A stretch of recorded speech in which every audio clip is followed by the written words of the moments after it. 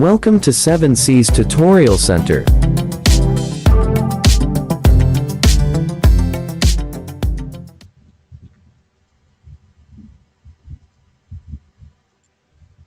Magpadayon ta karon sa itong pagtuon sa Microsoft Excel step-by-step tutorial diri sa 7C's Tutorial Center. Itong himuon karon ang Activity 24. Magpadayon ta sa pagpanghimo og mga school form. So ang ato ang Activity number 24 sanis sa mga pumaagi sa paghimo og mga school forms or bisan unsa nga mga porma. Okay? So atong gamiton ani katong ato ang activity number 23.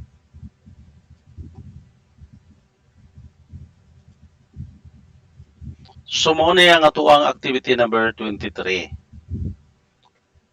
Ang atong buhaton ani kaning activity 24. Mao na atong target. So ang kulang sa activity 23 katurang dito sa ibabaw, no? So kay kulang mo sa ibabaw, ipon na to kung pila ka buok atong idugang. So, ipon na to 1, 2, 3, 4, 5, 6, 7, 8, 9, 10, 11, 12, 13, 14, 15, 16, 17, 18, 19, 20. Kapilang space 21. So, ang inanglan taog 21 ka buok. So, atong buhaton karon mag-insert ta og row nga bali og 21. Okay. Dayon right click. Dayon insert row. So naka-insert na ta, pwede ta mag-encode diri. So buhaton na ta na ato lang ning i-highlight.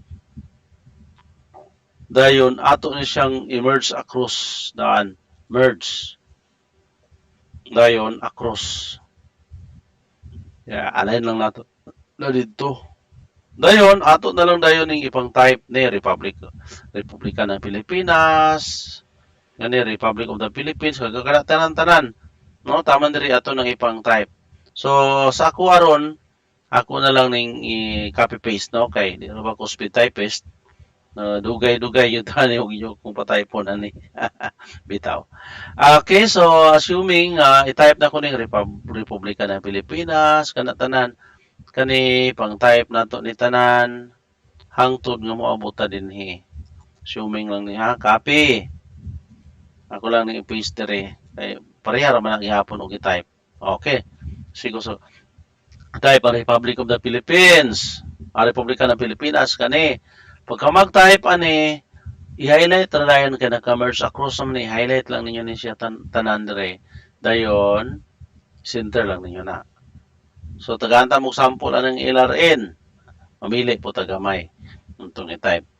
Kanina LRN mo po. So, gikan dire, spacebar lang gamiton na. Spacebar. O, pananglitan, dire taman. O, ito pong ba ninyo ang kwan. O, LRN. Kulon. O, gusto ninyo nga ito pong magtupong ng kulon sa pangalan, ana.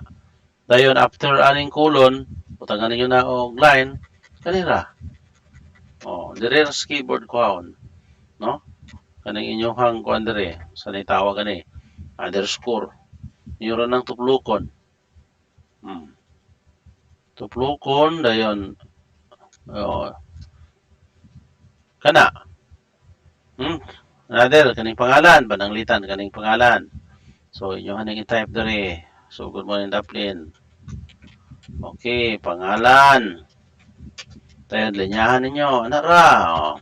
So, asa ka na tama na. Murag diha ra, sulod na ng pangalan anak. Or, dili pa. Unahan pa kita kaya na may middle initial. O diha ka na. Type na yun diri og sangay. Sangay. Okay. Sangay. Space na yun. No? Masulod ng mubuon na lang po na ito ng sangay sa mga dilsor. Dayon, pagkahuman, paralan.